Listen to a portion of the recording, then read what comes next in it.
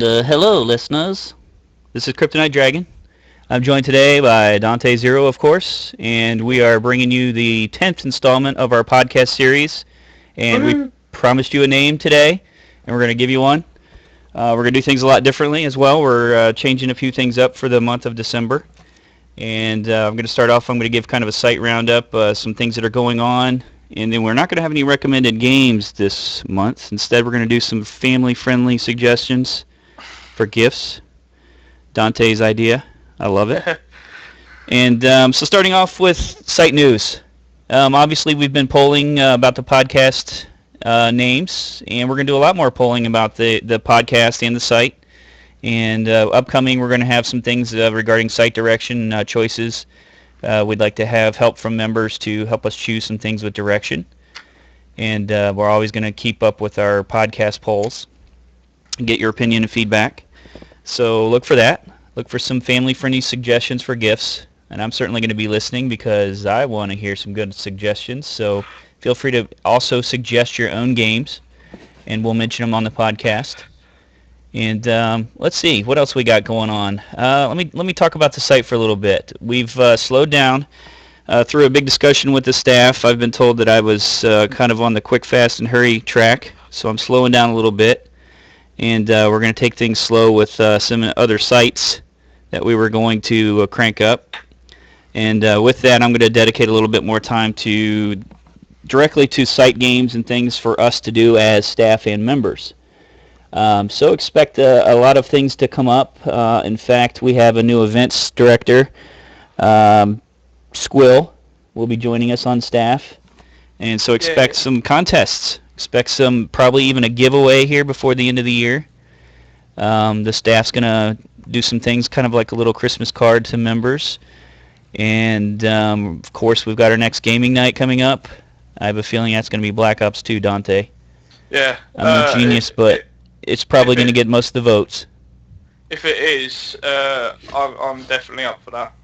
And we may be up to figuring out the live streaming with that. That'd be something a little bit new. And we can certainly do a lot more with videos and things this time around because really nobody will have any excuse for not doing videos because it's built into, how Black Ops 2 works. And so you'll have a lot of different angles and stuff like that we can post up. Could probably do some live streaming. We could probably even do some podcasting over the live streams and all kinds of things like that. So it might be an opportunity to try something a little bit different with the gaming, the broadcasting of the gaming.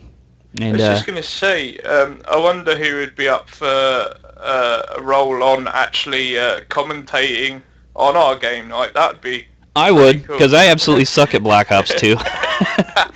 Rather than embarrass myself, I could just, I could annoy everybody with commentary. So, maybe that's the role for me. But I definitely look forward to that then. yeah, definitely. But I want to pump up the site games and everything. We need to, focus on having fun over Christmas time. And certainly for some of you enjoying that new Mafia game, that's pretty fun.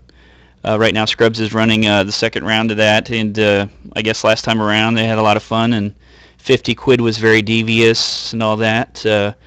So, we'll continue with those kind of things, adding those kind of things, and have a really great idea for a Staff versus Members Challenge. We're going to do a little bit more of that coming up.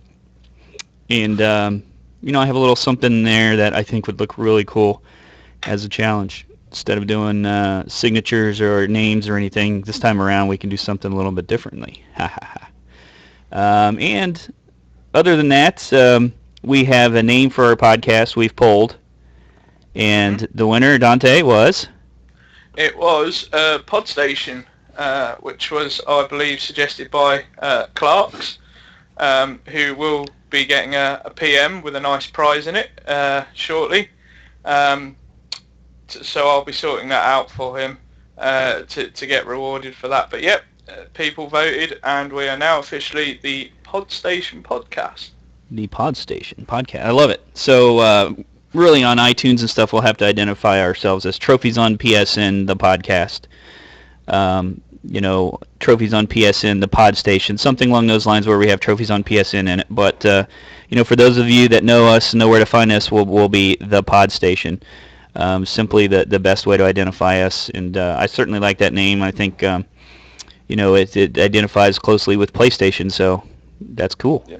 And it covers all variations of PlayStation.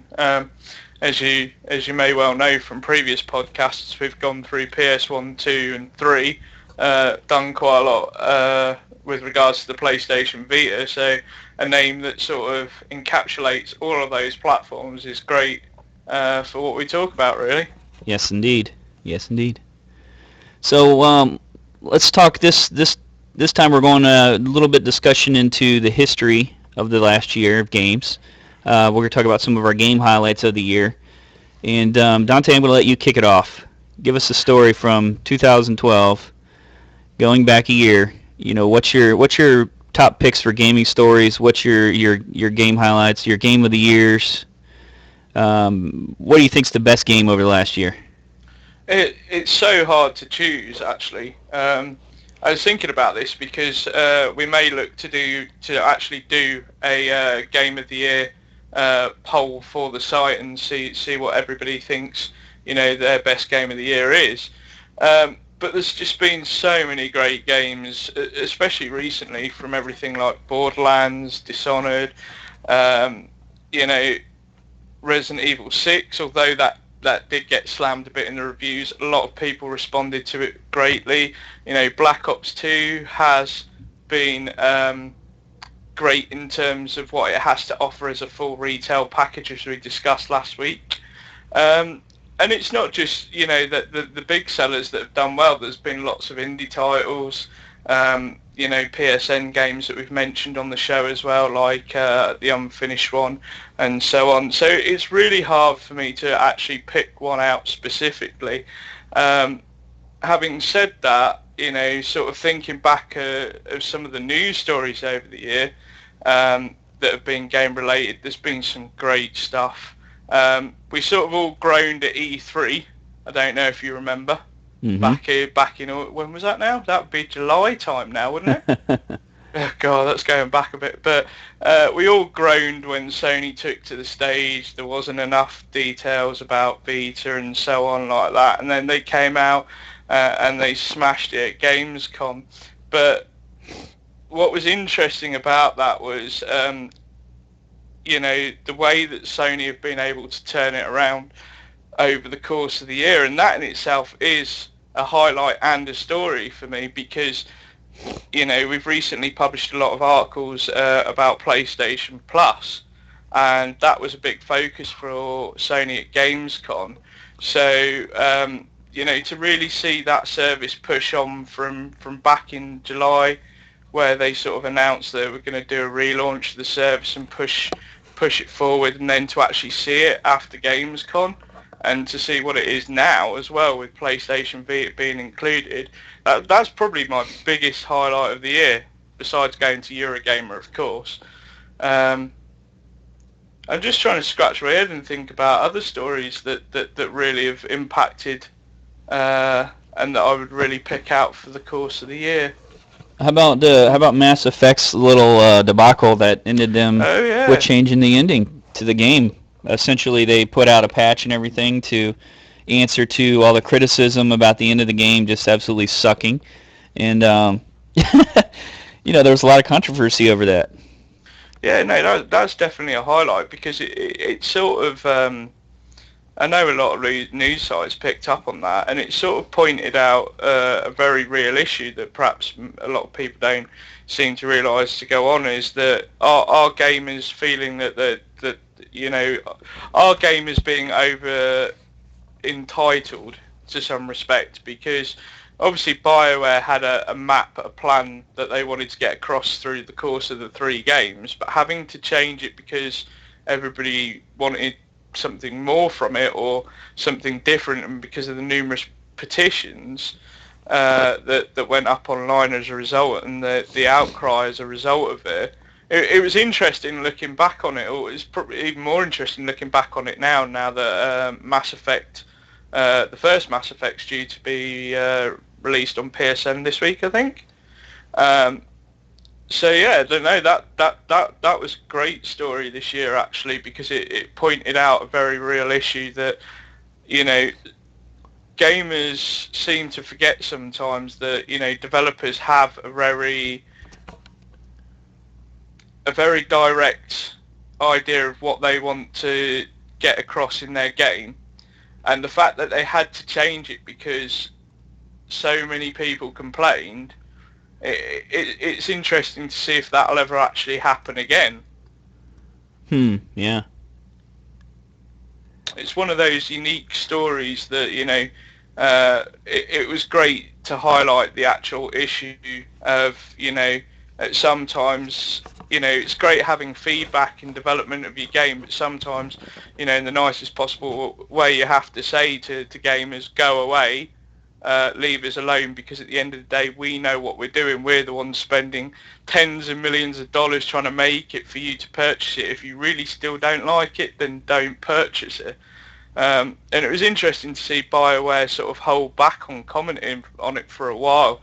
I think it was about 2 months or so before they really sort of decided to really go about editing that and responding to the fan criticism. Yeah, there's a couple things that strike me of that. And first is we were talking about first-person shooters before, and we were talking about how there's often not a story, not a single-player story. But in the case of Mass Effect, you have a really great story, and then when they seem to let the people down that are searching for that, they certainly spoke up. So it was good to see that. At the same time, you know, I mean, I know it's their game. They can kind of do what they want with the ending. It's like if they would have killed off, you know, everyone and people are upset about that and they bring them back, you know, to life. That kind of, you know, it's kind of absurd anyway. It's like the ending is the ending, and then if you change it, it's like, what is that? An alternate ending. You know, if you have a game with alternate endings and they're, you know, it's not really a finish. That's not really a closure. You know, and they didn't really do that this time. But you know, for everyone to poll like that and to, you know, protest and put all that up shows a lot of strength in gamers that they, you know, can get their voice heard. So I guess that's a positive. And then either way, you know, what's really shocking about it is it's still got a lot of publicity. You know, either way for BioWare, they probably had a lot of people that were regulars that were going to buy it anyway because it's the final installment. And then there's all this news about the ending being crazy, and then them changing it. It probably sold them more copies. Yeah. No, I agree. I mean, you know, you say there's a positive side of it with gamers having their voice heard, but I don't know. I personally wouldn't necessarily consider that a positive, because there's only so much feedback you can implement and let your audience have control of. At some point, you have to kind of draw the line on it, and I think it, you know. Mass Effect is one of those games that if it does preempt people getting riled up about it, it sets a dangerous precedent for other franchises that they're going to have to change things just because the audience signs a petition, and you know that requires time, resources, effort, don't get me money, wrong. But how many times have you heard of like Sony's listening to changes people want for the store, PlayStation Network, the layout, and you know that all the changes and stuff that they make, they almost largely ignore some very big issues and add-ons and things that they haven't done even now. And you know, it's just misplaced. You know, these gamers speak up about something like that enrages them so much, but at the same time, it would be good if it was directed in the right way. So, I mean, don't get me wrong by saying that, you know, just because of this particular issue, yeah, they probably, you know, I certainly am not going to put a poll and say change the ending. To me, that's absurd, but I just think it speaks to the strength that if they were to get involved in a lot of other areas to get their voice heard, that maybe they could make some positive changes. Yeah. And the funny thing is, this isn't the first time it's happened. I mean, if you look at the DLC with Fallout 3, they changed the ending completely on that, and not a word was said. So it was a very, very bizarre situation, and it's definitely a highlight in terms of, you know, industry news that really shook perhaps maybe a lot more developers up to actually perhaps maybe getting more involved with their audience. And the funny thing is with all that as well is that it did actually eventually lead. I know they said they were going their own separate ways, but it did actually lead to the two founders of BioWare actually leaving EA and BioWare. So, What about what do you think about this DLC with Skyrim? Okay, we encountered another issue. You just brought up a point about them changing Fallout 3 at the end of it. Now we're talking about Bethesda here, but at the same time, do you think that there's some challenges with the way DLC is being handled when clearly we're running into problems with continuation of the game? We're running into problems with them changing the story after the fact. Fallout 3 is a perfect example. I mean, no spoilers here, but you die in the end, and then the DLC basically brings you back to life because you can't be dead and then play additional content. And then you have the Skyrim debacle where they've put out a full game, and then when they go to add the DLC, and they can't integrate it with the story. Yeah. So I don't know. I mean, again, that's another probably news highlight story of the year is all about the DLC. Really, if you look at how many stories we had over the course of the year regarding DLC, everything from the problems, as you mentioned, that Bethesda had with Skyrim to Capcom constantly locking things on disc, and then you buy DLC and you get a code. The amount of new games launching with DLC, that in itself has been a story. I wouldn't necessarily say it's been a positive highlight for the year, but it's worth highlighting because of the very nature of some of the issues surrounding DLC itself. I mean, we've spoken on the show before about DLC, and we got some strong opinions from the community about some of the topics we covered in regards to DLC. I don't know. I think that's one story that is actually probably going to carry over into 2013 going forward. I think, especially the Skyrim one, that's an ongoing saga in itself. Yeah. They keep tweeting. We do keep picking up on the news that they keep tweeting that they're working on DLC, whether or not it's the stuff they've already released or it's brand new stuff. Who knows? But I don't know. That's one story that one area that's kind of made me laugh a little bit because you see some rather extreme reactions to it, and then on the other side you see the legitimate complaints with it, and in the meantime the developers and publishers seem to just ignore it really and hope it will go away as long as they're making money off it. They don't really care. Yeah, well, DLC, I mean, it seems like everything's got DLC. You can't buy a game much anymore without some extra content coming out, or it's almost crazy. You can't get your full money's worth with something. You've always got to worry about the back end, especially for a trophy hunter, because when DLC comes out, then you get extra trophies, and then anyone that's really into the story, you're like, well, was the story finished? What's with this DLC? Some of them are just maps and map packs and things like that, which are, can be really good, little DLC perk, especially for multiplayer stuff. But at the same time, how many, full stories out there come out with additional stuff? A lot, a majority. And the worst thing is it's still going to continue next year. It's like you play all the way. Imagine it in other forms of entertainment. You went and seen a 2-hour movie, and then 6 months later they release an extra 15 minutes at the end of the movie. Oh, they do. Well, they still do that technically, don't they? You buy the DVD and it's got like 3 hours of extra footage or whatever, and you think, well, why didn't you put that on when I went to see it at the cinema? Yeah.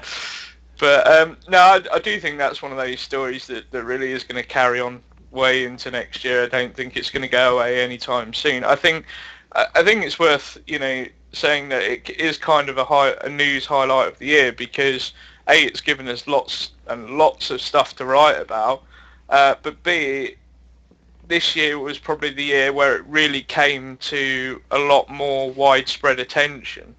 I think in previous years, as DLC's been added into games, it's sort of been slowly coming. But this year, DLC for practically everything has just taken off in an astronomical way. And, that's why it's worth perhaps saying, it is a news story highlight of the year. You know what else is interesting about DLC? Most people you went to the store, you purchased your video game, you brought it home, was on disc, You took the wrapper off, you put it in. You could even sell it later, you lend it to your friend. You're seeing a lot with DLC. You're seeing a real shift in that where people you have to go buy the PSN card or put your credit card on there to get that. It's a different kind of purchase. It's a different kind of handling of that content. Yeah. A lot of it, like I know for me, like I have trouble with especially smaller drives switching between content because if I have a few retail games or something that are not on disc and they're downloads, you can't store all those things on there. You can't store all your add-ons and things. You have to go back and download them again later and really focus on the games and stuff. You can't as easily pick them up later because you have to delete them to move on with your storage space. So that's the other thing. DLC is really changing just the way we play games and the way we purchase them, everything. So it's definitely pushing people more towards the digital download than we probably would have seen if all the games and stuff were purchased at a store. Oh yeah, without a shadow of doubt, that's coming. I mean, again, we just need to look at one of the other highlights we mentioned, which is obviously the way that PlayStation Plus has turned around. I mean, if you look at the store now, and the offerings on PlayStation Plus in terms of actual retail games as digital downloads, I mean, it's just gone through the roof. Yeah. You know, you could practice. It's getting to the point now where I know it's the case for the US, not so much here in Europe, where you're now getting digital day one releases at the same time as the disc, so that you've got an alternative option. It's going to be crazy to see how, if we get next-gen hardware announcements next year, how they actually address the storage space and connection issues with that. Yeah, no doubt. Is it going to be a huge drive? Is it going to be, solid state? They've got a lot to figure out. I hope it doesn't go solid state. Just that's going to whack the cost up by a good couple of £100. So, but it'll be interesting to see. I just want to shift on to another highlight for the year. Sure. For me, PS Vita, without a shadow of doubt, has been an absolute stellar highlight of the year. It's only really just coming probably to its full potential in some respect, its full potential of recognition, and we do have to remember that it only launched in February. Right. It's gone through some tough times. It's not particularly sold well in Japan, which handhelds notoriously do. But then when you look at some of the games that have come out for it, they have trickled through, but they eventually got there. I mean, Uncharted Golden Abyss on the PS Vita is an absolute joy to play. It blows the technology open. I think most people that probably got their hands on it, have enjoyed Uncharted. And it's not just Uncharted that really sold the platform. There are games like Gravity Rush, which is actually up for a number of Game of the Year awards, believe it or not. Yeah. Well, tell people about Uncharted, because Uncharted, people that don't play the Vita may not realize this, but you can actually do all the jumping and climbing and stuff with the touchscreen portion of it.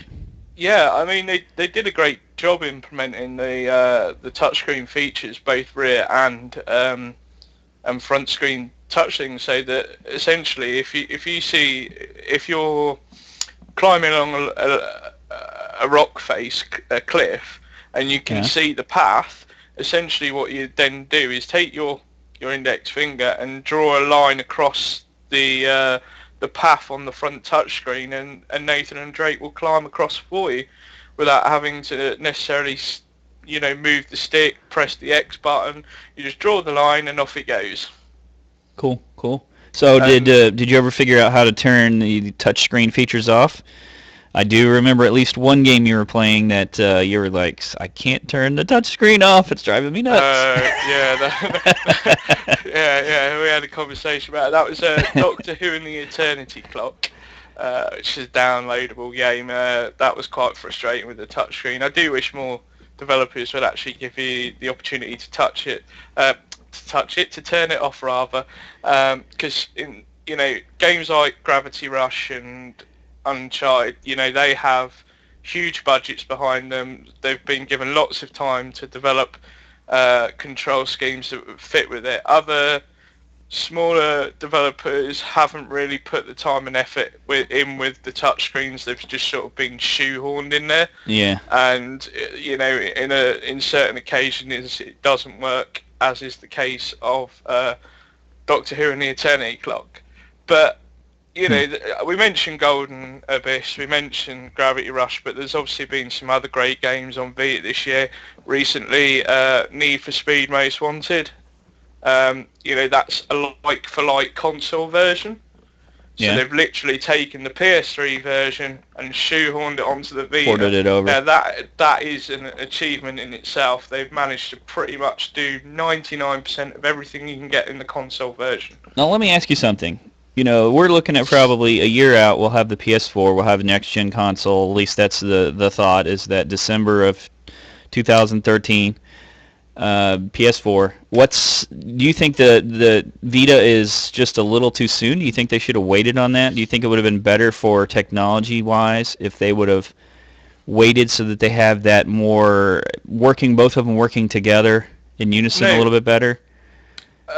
No, actually, I think Sony have actually, in some respects with the Vita, have done a great job showcasing some of the things you could probably expect to see with PS4.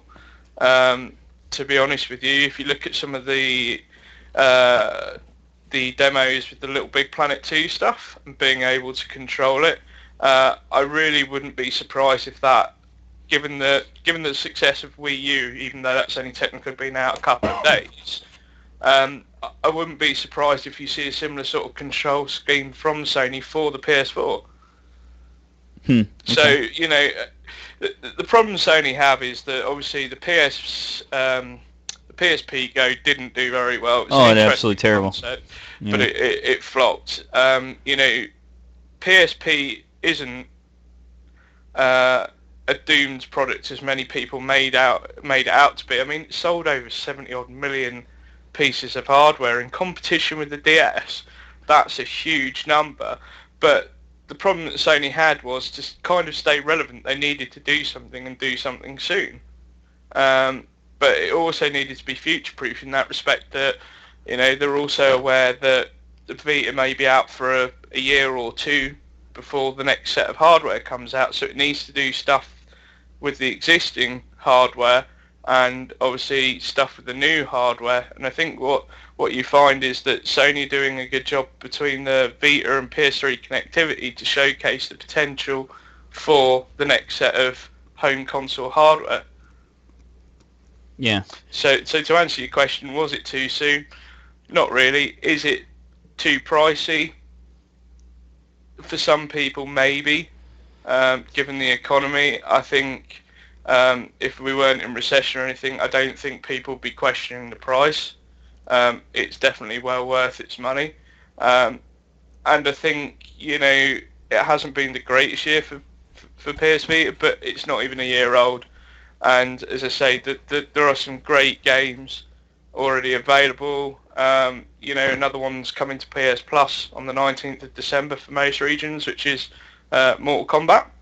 Mm-hmm. Some of the AR features on that just blow me away. Being able to actually have a Mortal Kombat fight on the bus and do it in the background, if that makes sense. So, like, say for example, you sat on a bus, you point the camera out the window, and on your Vita screen you will see two guys fighting while the world goes by on your camera, and that's the picture you'll see. If that makes sense. Yeah. But I just love all those sorts of AR stuff, and Vita's done a great job as well with a lot of free things. We've recently seen an influx of apps like Tag, which allows you to create your own graffiti tags, and then you post them. It puts a geotag on it, and then other people can then come along with their Vitas in your area. They can see your tag digitally through the AR camera, and then they can tag over it. So you could be walking through, like, say, London, and just hold your Vita up, and the wall would show graffiti that somebody put there. Yeah. Cool. So it's like normal graffiti, really, just without all the damage that Without graffiti the normally does. delinquency and So crimes and yeah, but it has a competitive edge to it. But I mean, as I say, that's just one app. Another one that released on Wednesday is called Travel Bug, where you create your own little bug, you customize him, you take a picture with him, and then you release him into the wild via Near, the Near service on PS Vita, and then your friends can pick up your bug, and you get and it basically tracks the journey of your bug, whether it's round the country or round the world, and each time it lands with someone, they take a picture of your bug and then pass the bug on. And every time you load up the app, whenever someone takes a picture of them and your bug, you get that picture automatically on your Vita. So for example, if I send my bug made its way round to you over in America, and you took a picture of it outside your house, I would get that picture as soon as I fire that app up again. Okay. So it allows you to track the journey of the bug. And so, I mean, just talking about those two apps in particular, it gives you some idea of the range and the scope of, some of the AR stuff and some of the technology that is built into the Vita, and why,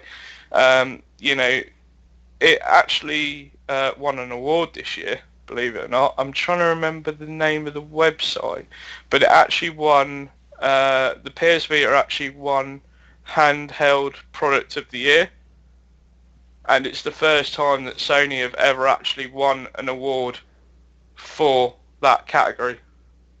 Yeah, there's a lot of stiff competition out there for that. But let me ask you one thing about it. I was a PSP Go owner, and I was very disappointed in that. And one of the things that I think is still it's one of those I go back to, gamers want it, but I don't know that Sony ever really listened to it. You can't switch accounts like you can on a PS3. You can't have multiple accounts on your handheld, can you? Still can't. You could originally when it first launched, but they locked it down. I don't know why. Well, at some point I owned a PSP Go, and I just know, I've got 5 children, for those that don't know. So, switching between accounts and stuff like that, if a person has their own unique content that they're able to download and play, it didn't allow you to just switch accounts. You had to actually delete the account and put all the information in again. That is email, password, all that, to bring up another person's account, and that's just not family friendly. Not family friendly at all. But if I'm honest with you, I can understand the frustrations back with a PSP, but I mean, if you're purchasing a PS Vita, I mean, the device itself isn't meant to be family friendly. I wince at the idea of actually giving my nieces and nephews access to my PS Vita, because when you weigh up the cost of what it is, and children being children will break stuff, whether they do it on purpose or not is another matter, but it is going to be expensive to replace. Yeah. So, but the device itself, I wouldn't necessarily say that, when Sony went out to create that device, they looked at essentially a demographic of 18 to 40-year-old males, probably not so much males, but 18 to 40-year-old core gamers, hardcore people that are going to pick that device up and play it wherever they go, on the commute, those sorts of people. I don't think Sony ever really envisaged sitting down and having. Well, are they leaving that to? Are they leaving that to the Nintendos of the world? Then is that your take on it? Because I mean, that's certainly more of those handhelds and stuff are held by younger people than the Vita, by what you're saying.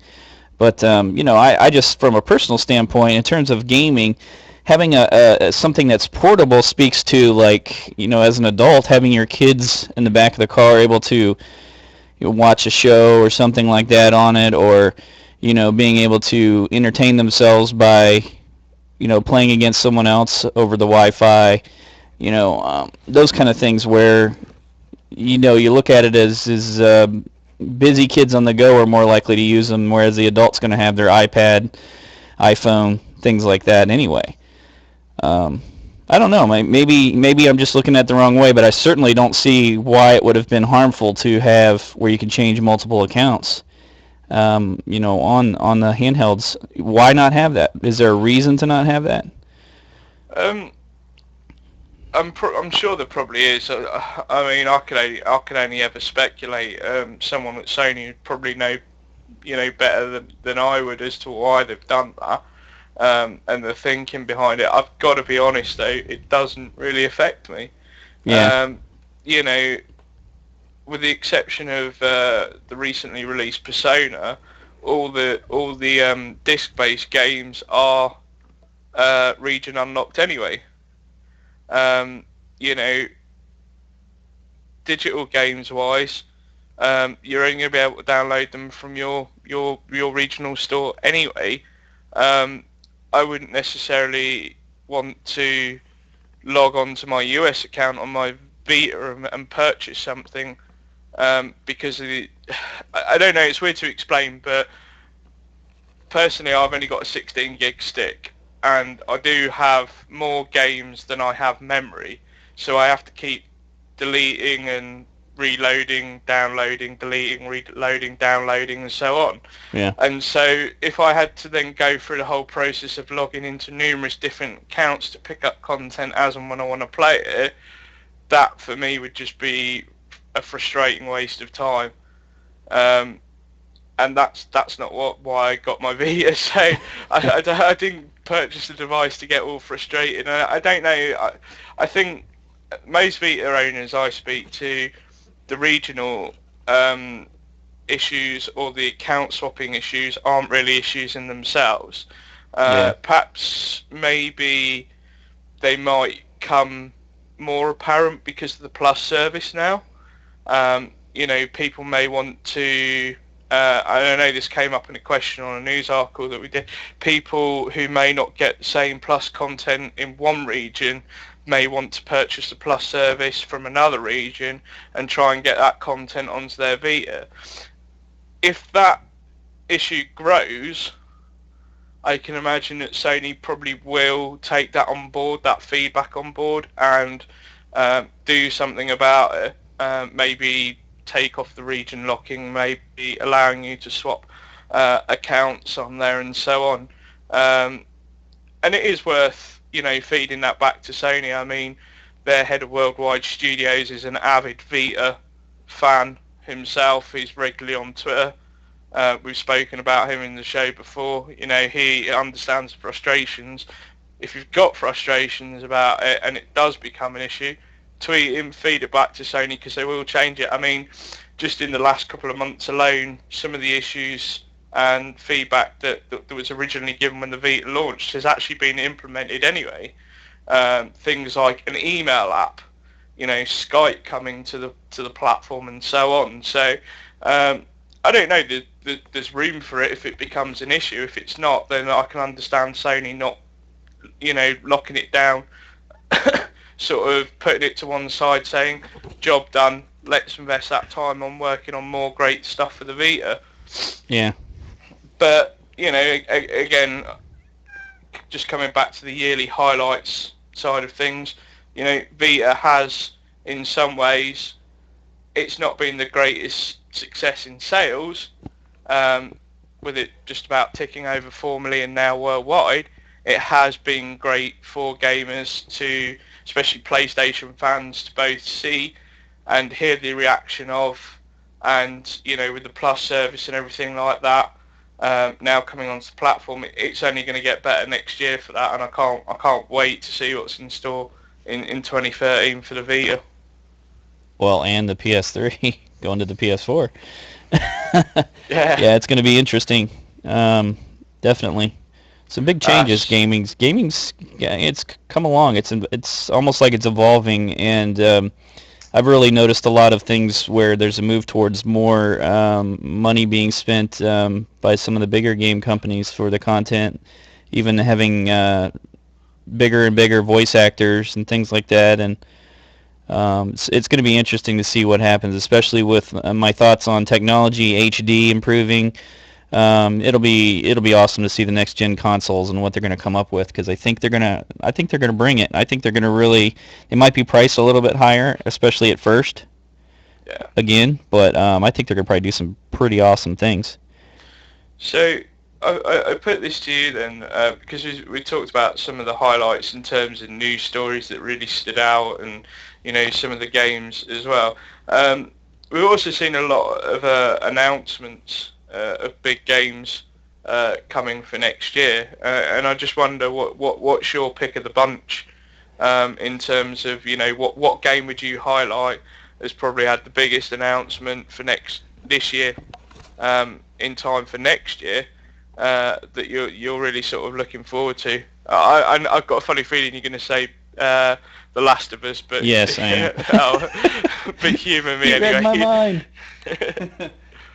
Yeah, that's just from all of the things that interest me. I like, I watch. I know it sounds weird, but I get on and I watch gaming. Coming games and stuff like that. I'll watch little trailers and stuff like that on the internet. And I forget about I forget about most of them after I'm done watching them. I look at them, I like, I'll see gameplay footage later, and I'll be like, I don't even remember what game title that was. Things don't always stick out in my mind long term. But I can't say that I look around a lot about things that are coming, and I like watching the game footage of things because, every once in a while there's just something that pops out where, usually at an E3 or something, where the gameplay footage is just like, it's unique in some way. It catches my eye, and I like innovation like that, where like the Golden Abyss, I saw that footage and stuff before, before anyone started talking about the Vita. I was like, that is really cool. You can touch the screen and do, jump from ledge to ledge and stuff like that. If they make that work well, that's freaking awesome. And The Last of Us did that to me, where I saw, obviously a lot of coming games, and you're thinking, well, the graphics are a little bit better. The story looks like it's there. That's all great. It's exciting. But I watched The Last of Us, and the fighting, the unique fighting aspect of it is like, at one point you're holding a person hostage, and you have a gun to his head, and he's not struggling. And then you aim the gun at another person, and he starts struggling and fighting, and you're just like, well, that's really great. And all the fighting is not just, let's face it, Naughty Dog has done a lot of, punching, some kicking and things like that, but how many games have that as a fighting style? But imagine if you have weapons, or you're constructing weapons, and maybe, you're taking the person, you're grabbing their head and smashing them against the counter, or a board, or you have a board with nails in it, and it's a little bit more graphic, but at the same time it's also unique because the fighting won't be the same button mashing reaction throughout the game. And what I mean by that is how many fighting games people enjoy them, and they've got a series of moves or maybe even controller actions, and it's the same moves over and over. And it really makes for your story to be bland, in that if your story was the same over and over, you would notice it. Yeah. But isn't the story the same over and over if you're doing the exact same moves? Yeah. So I think in that aspect, I like, particularly one point there was, he fires at the guy, and then his gun's clicking. The guy recognizes the sound of an empty chamber in the gun, which, it's like if you were involved in some kind of real life situation like that, and your senses were heightened, and somebody hears the click of a gun, it strikes me as innovative in a whole new way, and something that games really need is attention to certain details like that are not directly story related, but at the same time they enhance the story so much. And then if you have a good storyline, which that seems to do, you have great graphics, you're a great company like Naughty Dog, I think they can make an awesome game, and I'm really looking forward to it. Yeah, so in terms of highlights of the biggest announcements this year for me personally, it was great to see more footage of The Last of Us. I mean, technically it was announced around about this time last year, so it's technically still 2011 when that was originally announced at the Spike VGAs. But I think there's a few that have really, in my opinion, rocked people's expectations. But I think no more bigger than Quantic Dream's new project Beyond Two Souls, because up until E3 we had absolutely no idea what Quantic Dreams were working on. And obviously, for those that don't know, Quantic Dreams are the geniuses behind the well-received Heavy Rain, which did a great job in bringing so many different varied gamers around that one concept in the game itself, and appealed to so many people. And it did a great job of showing how well stories could be told, and that how it was basically taking the concept of something like Mass Effect, where your decisions affect the outcome, and taking it to the next level and showing you the outcomes in such a deliberate way. I mean, I don't think there was ever a time before Heavy Rain where a game had come out, the main character could die, and yet there was still a story to continue. So, people were sort of amped up for the next Quantic Dreams project. And prior to E3, there had been a technical demo from David Cage, I don't know if you remember, called Kara. No, it sounds familiar. Yeah, it was basically it was like it showed like a robot factory in the same way. A car processing plant builds a car. And she asked, "Am I alive?" or something like that, if I remember. Yeah, and then she ended up, as it started to put her apart, she ended up begging for her life. Mm-hmm. And it really showed the emotion of the technology of the new engine that they were working on. But then to actually come out and reveal what they were working on, I don't think too many people saw that coming at all. And for me, it's a highlight because the concept of Beyond Two Souls just looks absolutely fascinating.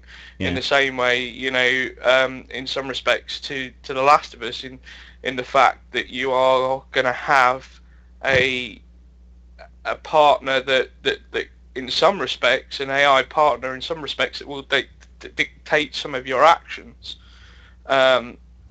And you are actually going to find yourself caring about an AI individual, which is strange when you think about it, really. Because normally in most story-driven games you care about the main character, and these projects from Naughty Dog and Quantic Dream seem to be a case of caring about the background character. So for me, that's got to be the highlight of the biggest announcement of 2012. I don't think they come much bigger than that. I mean, when they took to the stage and they showed it off, I think most people just expected a teaser trailer, but then to actually play the game for 10-15 minutes on stage and show the world exactly what they're working on, and it's due next year as well, I believe. So it's not that far off. It was fascinating. But I think there were some other big announcements. I don't think too many people saw a new God of War coming. And obviously we've got to look forward for that. We still really don't know anything about the story for it, other than it's a prequel. A majority of the stuff that's been talked about with that is all the multiplayer thing, and I'm actually intrigued how's that going to work?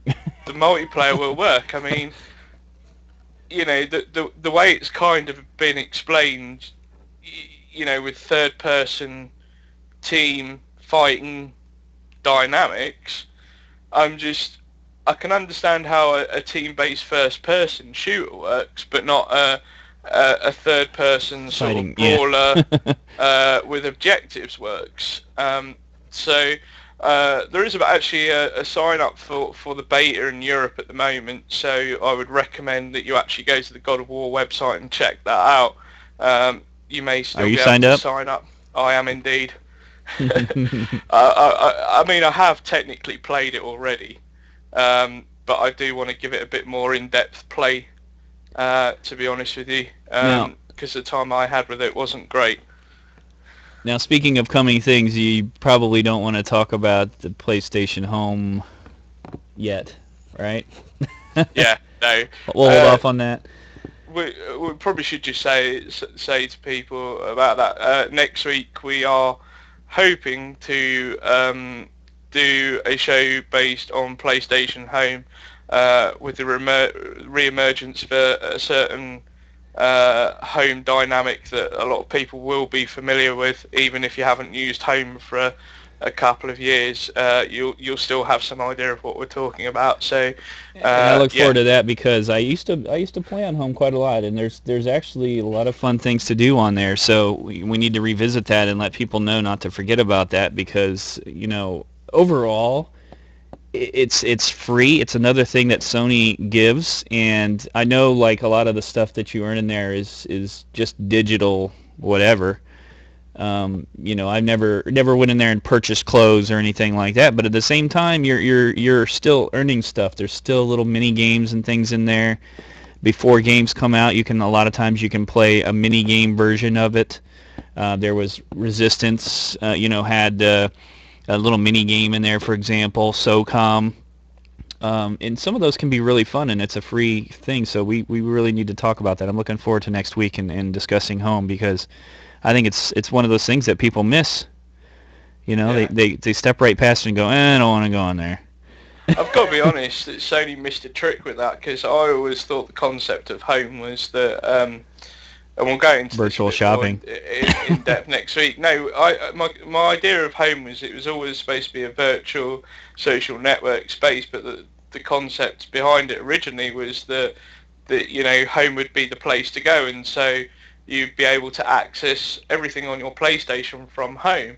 So it would have made sense that every time you boot your PS3 up, that you would go straight into Home, and everything you want to do, you'd access from there.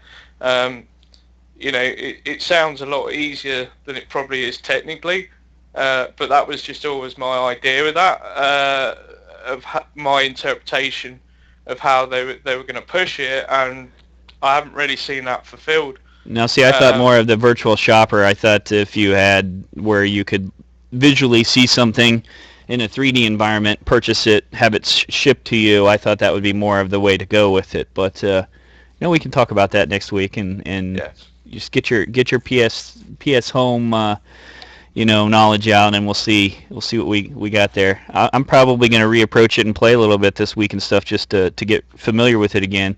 It's been a while, but I log in every once in a while, and I get freebies, especially during different events, holidays. It's pretty cool. I think there was actually a recent event done in there of late to celebrate Music Unlimited getting discounted. There was actually a Head Candy music event that went on there, where it was broadcast live, head music into a home space, and you go in and dance and get freebies and all sorts.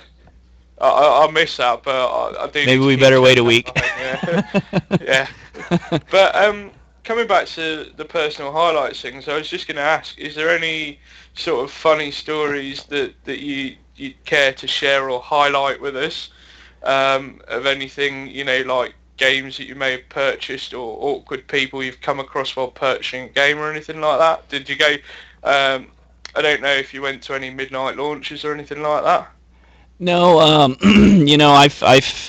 not had any recent stories. I've been, the only story I have about midnight launches is I went for a game, and I'd ordered it from, I'm not sure if it was a GameStop. But anyway, I went to a midnight release, and I took one of my little kids that wasn't in school yet, and we went to the midnight release. I was there in my PJs and everything like that, and he was in his PJs. We went and stood in line, and right when I got up there, they had sold out of the version of the game that I wanted, and they only had one of the limited editions. And I was very upset because I'd pre-ordered it. I'd paid for it completely. I was just there to pick it up, that whole thing. and ended up basically buying the game, taking the game out, selling the extra content for more than I paid for it and what I would have paid for the game disc. Ended up making a little bit of money, so I ended up, I started off pretty upset that they had done that, screaming at managers and that whole thing, and it ultimately came down to working out better because people pay for a lot of those extras, like we were talking about before in previous podcasts, for statues and those kind of things. So that's the only real story I've had, and that was something, another thing that some of these gaming places have ticked me off when going to purchase games because of either fanboyism or some kind of little broken promise like that. Like if I pre-order a game and I pay for it in advance, and even if I'm at the end of that line, I'm not getting there until like 1 o'clock in the morning. My game should be there. Yeah. It shouldn't be, well, someone else came along and you weren't here right at midnight, and no. So, I've certainly got my stories with that, and I've had a few little run-ins with, particularly with GameStop employees over Xbox versus PlayStation. Yeah. That just came out of nowhere. Me trying to help other people that asked for my help, and so other than that, not really anything directly related to anything this year recently with this year's releases, but We need to send you out some more midnight launches or something. I've only been to probably 4 or 5, I would say.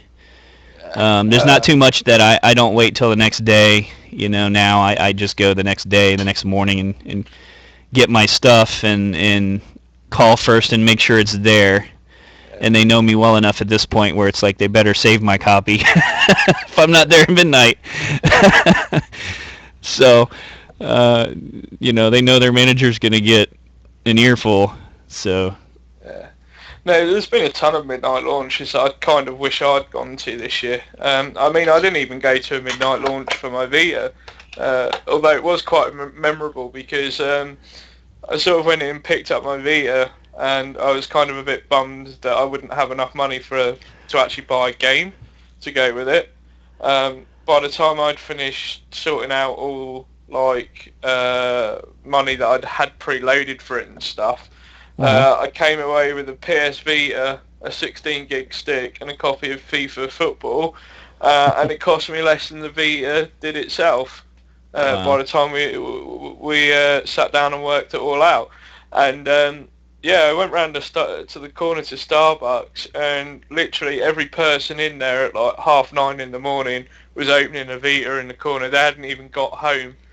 Do you know what I mean? They hadn't even taken it home. They literally went round the corner, grabbed the coffee, and everybody was cracking it open there and then. I was like, that was pretty cool, because it meant when I then fired up the Vita and sort of looked on near, there was about 60 odd people in the local area within a mile of me, all playing on this brand new device that had come out. So that was pretty memorable. But I think for me there's been a ton of stuff, because obviously I went to the Eurogamer festival this year. I say festival, it's an expo, but there's just so much memorable stuff when you go to one of those things. It's crazy. Going on hands-on with Metal Gear Solid Rising, and the guy being sympathetic enough to allow me a bit of extra time to win myself a Metal Gear poster and a pen that you can't buy. So, if that guy is on the off chance listening, thank you very much. I do really appreciate that post, because it is amazing. There's just lots of funny things that went on there as well. I mean, when you see a 7-foot alien dude in an alien costume to promote Colonial Marines trying to get actually through the toilet door. Do you know what I mean? You didn't take a picture of that? No. That would have been bad for the poor fella. You would have been taking pictures in the bathroom, but still. Classic. But some of my buddies that I went with on the Thursday were quite funny, because, for example, they had these booth babes, girls were walking around, which incidentally, they've now banned them for next year. Yeah, I heard that. Guess they're getting a little But too racy there. well, yeah. Here's the thing: they had QR codes on like the back of their hot pants. So you'd literally scan a code that was on their butt cheek. Oh yeah. So my Well, buddy, they can't and just ban that. They got to ban them outright, so that you don't have anything good to look at over there. yeah. Terrible. But the funny thing with it all was that one of my mates wanted to get a picture with them because they were allowing people to take actual pictures with them to strike a pose, and he was following them along, trying to catch up with them because we were walking pretty quick, and he asked them for a picture, and they, you know, in the nicest possible way, they sort of give him a really dodgy look and refused and said, no, it's okay. And he sort of turned around and he came back to us and he went, that's strange, they refused to take my picture, yet they're walking around with a QR code on their arses. And I had to point out to him the reason that they refused him, and he hadn't quite realised. He'd actually followed them to the women's toilets, and he'd got literally to the door when he asked them. He hadn't realised they refused him. He'd come back, turned around to us, gone, why they refused me? And it's because obviously they were going to the toilet. It's just, I mean... They're like, okay, stalker. Security! Yeah. Security! It's like, they were giving me funny looks. Now I realise why. It's just like, it was crazy. But, I mean, you see all sorts going on there. There's some crazy stuff as well. There was... some people doing their own sort of like machinima, like in the middle of the expo floor, just like randomly. Broadcasting or? No, they were like doing a video. I assume they were going to edit and put up on YouTube a later date in the middle of the expo, and you had someone dressed up like Chuck out of Dead Rising. Okay. Out of Dead Rising 2 running along with Deadpool following someone dressed up in a Deadpool costume following him, running after him. And like, they were doing cartwheels and all kinds of crazy stuff. And I thought, what, have I come to the wrong place or something? I'm sure it's supposed to be all about video games, and then there's these people doing cartwheels in the middle of it. But yeah, as I say, you know, in terms of personal story highlights, I mean, there's a ton of stuff I could probably talk about on that. I won't bore people too much with more details on it, but you know, there were some great things there, especially the promotion of Resident Evil 6 with the zombies walking about there. I saw quite a few people ready to gag. Yeah. Just because they made it look so realistic. So realistic, yeah. Well, you know that's caught on too. There's a zombie 5K runs and stuff now where they have zombies chasing the runners, and you know, zombies are just you know, they're leaking out into everything. Yeah, I've seen pictures of flash mobs where people have just said, "Oh, dress up as a zombie and come here," and there's like 5,000 people turn up. Yeah, it's crazy. Walking through town, and it must scare the living Jesus out of you. Do you know what I mean? But yeah, I mean, my personal highlight of this year, you know, story-wise and sort of, you know, just thinking about games and all that, is definitely I've got a big going to the Eurogamer. I'm hoping to go again next year, but for the 4 days, not the 2 that I went for this year. So, highlights aside, we should, before we end the podcast, we should probably talk about consumer advice. Consumer advice. After last week, we had some questions posed to us about some of the games we mentioned, mainly Wonderbook. Yep. And people wanted to know a bit more about that. And so with that in mind, the idea is that rather than do a PSN pick of the month, is to essentially pick a category every week throughout December. And what we will do is we'll make game suggestions and tell you a bit about that game based on the category. So as KD mentioned earlier, obviously this week we're focusing on the family-friendly stuff. And obviously we'll change that next week. So Oh, Yeah. okay. I misunderstood that. I thought you wanted to focus on PSN games and stuff, including family friendly. So I thought we would every week we would do a little recommendation for the gamer and then also for the family. So I kind of misunderstood that, but I see where you're going now. We can do that. I want to purchase some PSN games for my children when we come closer to Christmas time. Yeah. Specifically, I'll probably buy them PSN cards to purchase whatever Okay. content on PSN. But I kind of direct them a little bit with there's certain things I won't let them buy and certain things I will let them buy, and so. Okay. Well, I mean, I can make recommendations on both really, and tell you a little about some of those games as well. I'm probably Um, unique amongst the listeners with the 5 kids of all varying ages, so that may be something that is best for you and I to discuss going forward and stuff like that. If you want to hit more on, just recommended gifting ideas, and yeah. as opposed to just family gifting ideas. Yeah. Um, so anyway, I did want to talk about obviously Wonderbook. Wonderbook. Um, that is a huge game for Sony this year. Yes. It is definitely worth the money. If you already have the PlayStation Move controller and camera, you can pick it up for around about £25, which includes a copy of the game and the book itself. If you don't have any of the Move controllers or stuff, you can pick it up as a value pack for around about £50 to £60. I'm not quite sure how much that is in dollars, but it's pretty cheap. And the concept of Wonderbook is very much in the same line as iPet, where you have the book itself contains cards, but they're actual pages. With iPet, you had to use a card and to hold that up to the camera. With this, the cards are actually printed on the pages of books, and so each time you turn the page, a new image will pop up, a new mini game, and so on that you can interact with. Now, Sony is taking this technology further. There will be other games available, like Walking with Dinosaurs and so on. But with this particular version that they have released in time for Christmas, it's all about Harry Potter and the Book of Spells.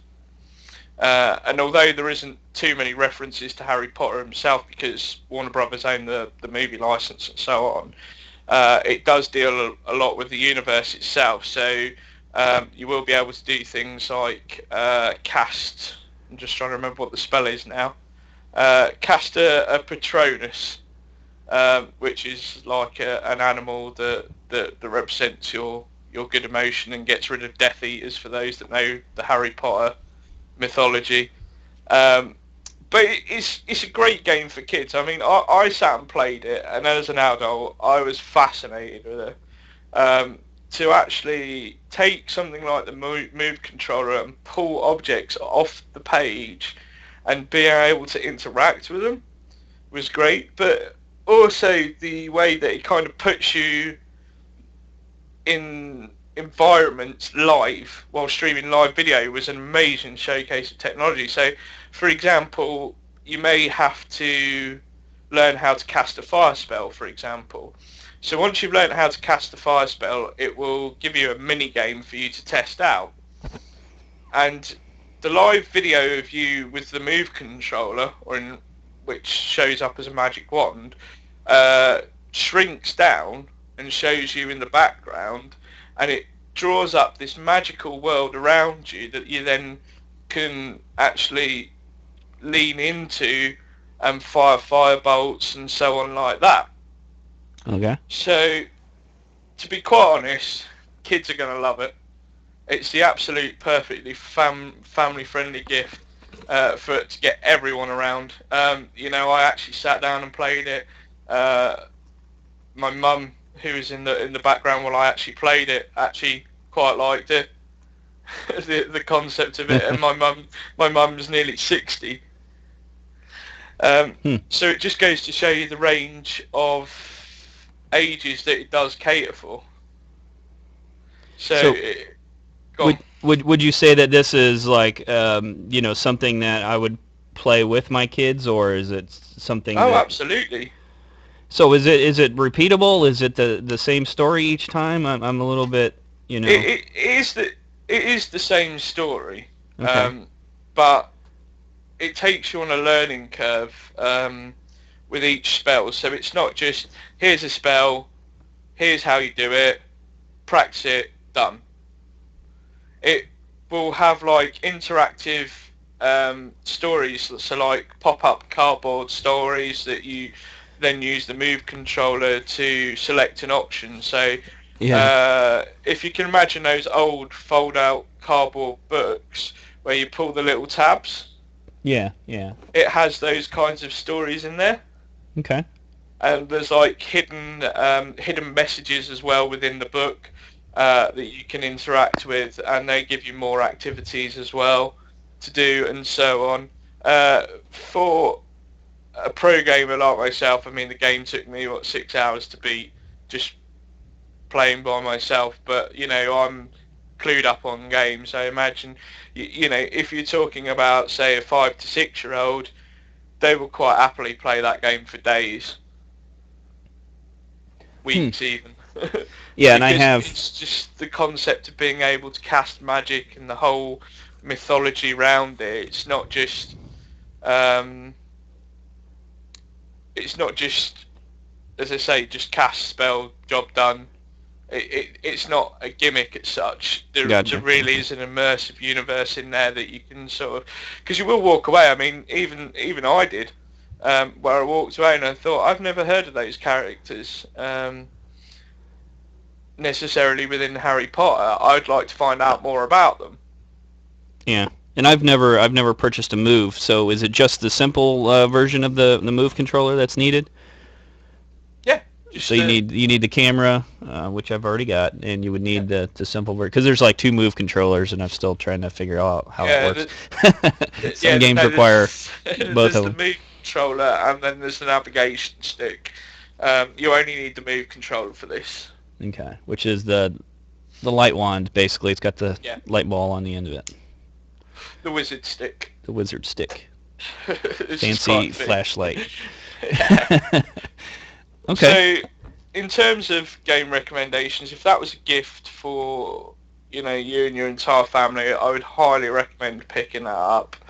Um, there is one other game that I would perhaps recommend as well, given the fact that price has dropped and it's something that you can actually leave the kids alone with and let them get on with it, and that's U-Draw. I don't know if you've heard of that. Yeah, actually I have. I'll just point out too, Squill, as he's chiming in, he says he's got the Move controllers, that he says he hardly ever used them. He said they also consider the sharpshooter for playing things like Killzone 3. Yeah.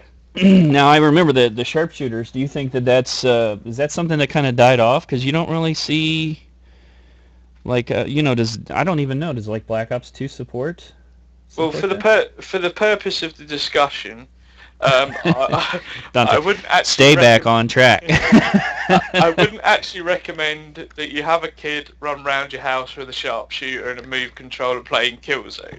However, the sharpshooter is essentially a caddy for the move controller and nav stick. Yeah. It does work. It works very well, especially in 3D. Does Black Ops support it? No, because Black Ops doesn't support PlayStation Move. There are games that it does really work well with, Killzone obviously being the main one. I wouldn't say it necessarily works particularly great with SOCOM. Yeah, that's what I remember it with. That's where I almost purchased it. The complete setup with the sharpshooter for the last SOCOM game. But Yeah. it works perfectly for games like Time Crisis, again, which you can pick up pretty cheap. And it works fine with those sorts of games. And it is quite nice. It's a nice bit of kit to have. I would consider it a luxury item. I wouldn't say that you are missing out if you don't get it, but at the same time, it does slightly enhance your gameplay wise if you do have one. Well, it just sounds like there's not as much of a push for it. Maybe it's because they're focused so much on Vita and things. It seems like the move's almost been forgotten about because Oh there's a no, lot no, of no, no. games like I don't even know if they work with certain games, and then the other ones I notice like I played Deadliest Catch for example, Mhm. like about a year ago, and it had support for the move, and that game was just Trust me, so Sony haven't forgotten about the move, even if it does seem like that. What they have done is they've actually gone back and started patching a lot of games with move support. Most okay. recently, Infamous and Infamous 2 have been patched with PlayStation move support. Portal 2 recently got move support.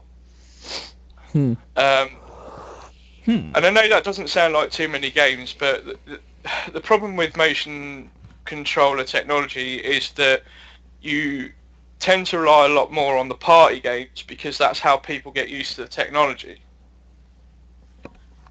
And that Yeah. works, it has a positive aspect to it and a negative aspect. Um, the positive aspect is obviously you do get used to using the move controllers. It becomes natural playing those party games. On the downside, it doesn't appeal to the necessarily hardcore gamers. But Yeah. I can assure you that Sony certainly haven't forgotten about So the PlayStation Move because they have brought out a new racing wheel where you plug the Move controller in there. And I'll talk about that another time, to be honest with you, because we could go into a lot of detail about yeah, that let's one not do particular that. But one. if you weren't looking to buy a move controller, what game would you recommend? Recommend to me a family PSN game. Um, Fat Princess. Fat Princess. Yep. You might Okay. think that's not family friendly, but it is because you can actually turn the blood control off on it, so that it ends up being all like blue paint and so on. My nieces and nephews absolutely love Fat Princess. Huh. Just the concept of feeding a princess cake and having to protect her, you know, just in those two lines, that sums up the fun of it. Um, as I say, my nephew's had a great time and a blast playing with that. He spent so many hours doing that. So that's one. Another game that may be worth getting for all the family, including younger chips, perhaps maybe PlayStation All Stars Battle Royale. Hmm. It got great reviews. It's full player multiplayer. Um, and it does have that fun factor that Super Smash Brothers has. Well, I don't know that my younger kids at the same point would at the same Yeah, time would say, well, who are these characters? That's one of the draws about that. And but if they've ever played a Sly Raccoon game, a Ratchet and Clank, there will be characters they can identify with. yeah, well, they've played a lot of the Ratchet and Clanks and Lego game. They like a lot of the Lego games. Yeah, My younger ones play the Lego Batmans and Indiana Jones and all those. which And leads me on to a actual full retail game that's family friendly. okay. That would certainly be worth picking up. That doesn't necessarily rely on motion controls or extra equipment, and that is Lego Lord of the Rings. Okay, yeah. I've actually been playing the Vita version myself of late, but that game is absolutely fantastic. And we got a new show. It's There's a new Lord of the Rings coming on to television as well. is it? I wouldn't know too much about that. I'm not the Well, here world's in the biggest U.S. fans. I saw something about it about a week ago. Yeah, But that's out of my knowledge base, unfortunately. But I so would say. no Walking Dead or anything like that.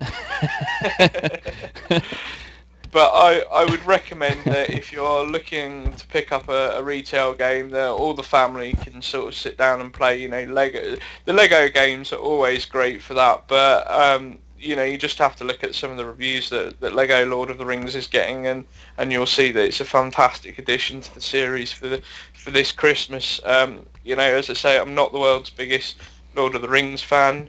I'm not the world's biggest Lego game fans after the disappointment of DC Heroes 2 on PS Vita, but having played Lego Lord of the Rings on my Vita and sort of had a bash on the full retail version of My Sisters. It's a great game.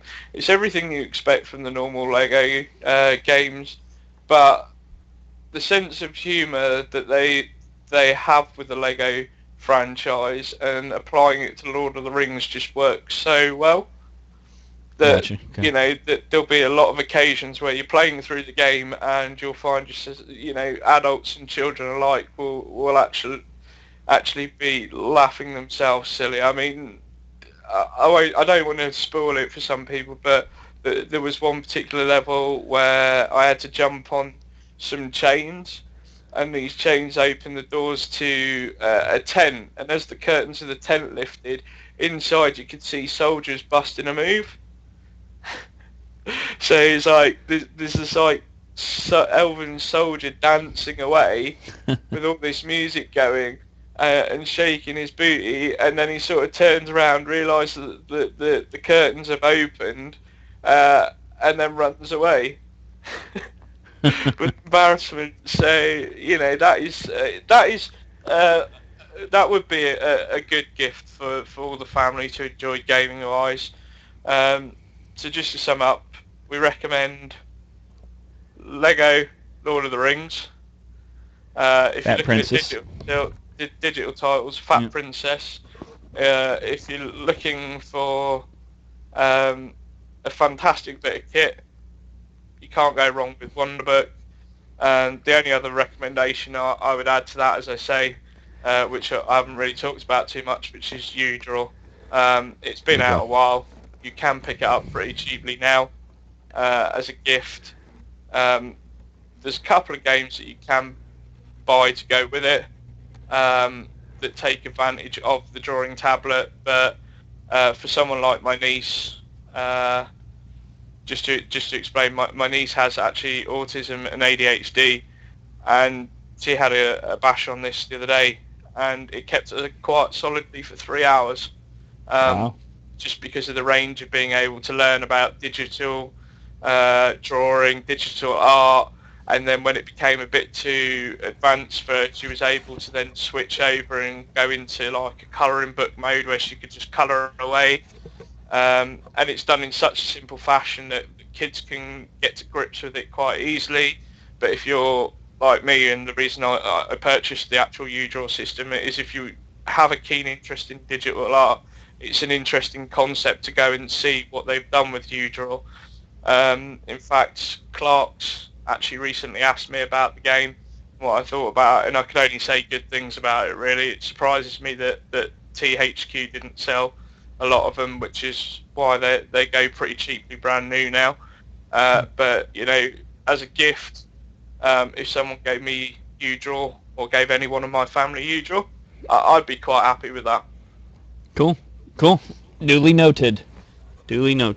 Gonna have to do some Christmas shopping here soon. Yeah, I was going to say, I hope that's given some people some gift ideas, to pick up that will cover all the family. And obviously next week we'll pick another category. So, for example, next week we might do something like for your partner type of games that would make good gifts, or something along those lines. Yeah, so for couples. Okay. Yeah, because there's a ton of something games I can play with my girlfriend. Yeah, exactly. If my wife doesn't want to play with.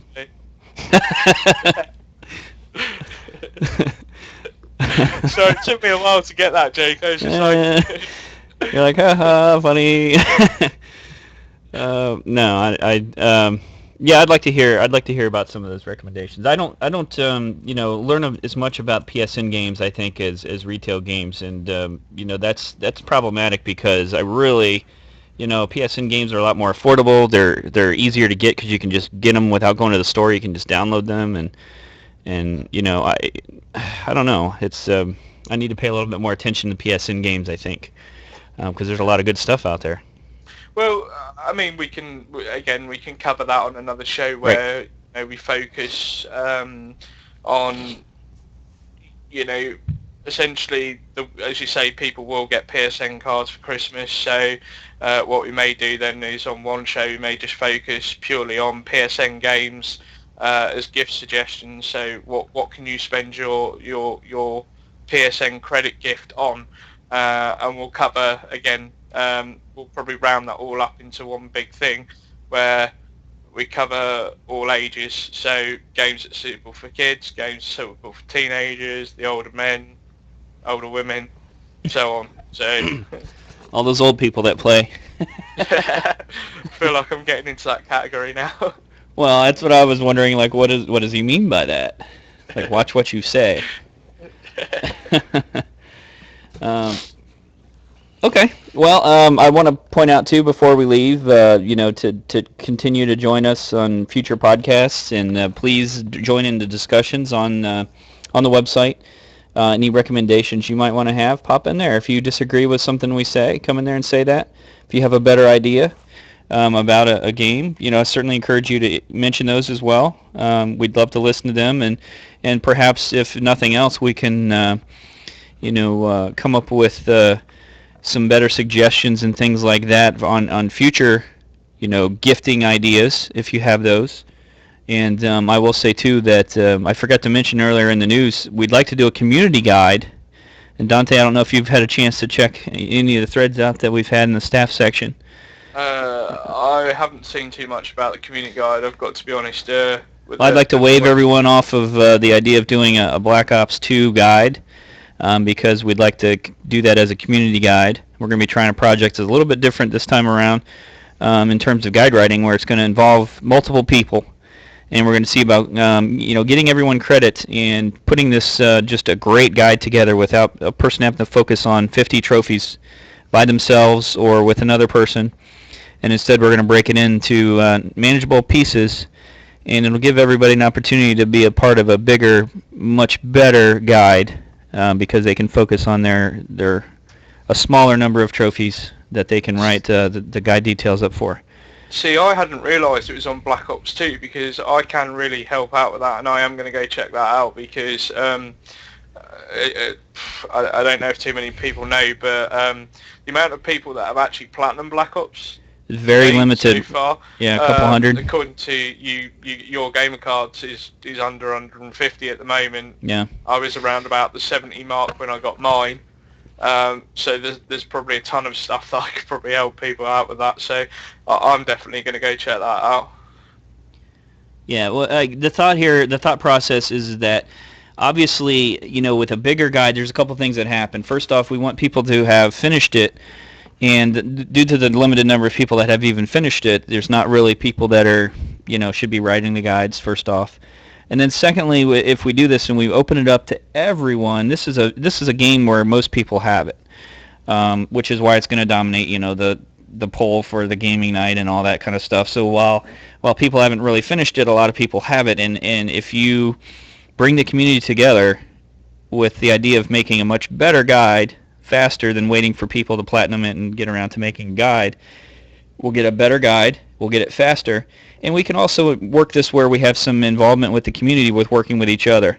And what I mean by that, my idea for this is to have where if you're doing 5 trophies and I'm doing 5 trophies, that at both ends of our trophy selection, if I have trophies 1 through 5 and you have 6 through 10, whatever, that we work with at least 1 or 2 trophies with another person, where we'll have some overlap there, where you and I will write them together. So we'll learn to improve our guide writing skills. We'll learn some teamwork with the guide writing, and we'll turn this into something that's a learning experience.